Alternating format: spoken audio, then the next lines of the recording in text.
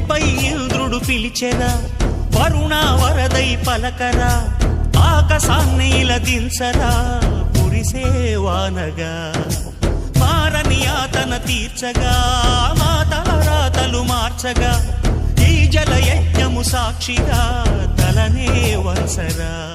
మహారాజు తానే సమిధల్లి మారి నిలువెల్లా వెలిగెరా, భోగాన్ని విడిచి త్యాగాన్ని వలచి తాపసిగా నిలిచెరా. జనక్షేమమే తన సంకల్పముగా, తన ఊపిరి హోమజ్వాలలుగా, స్వర్గాన్నే శాసించెనురా, అమృతమును ఆహ్వానించెనురా.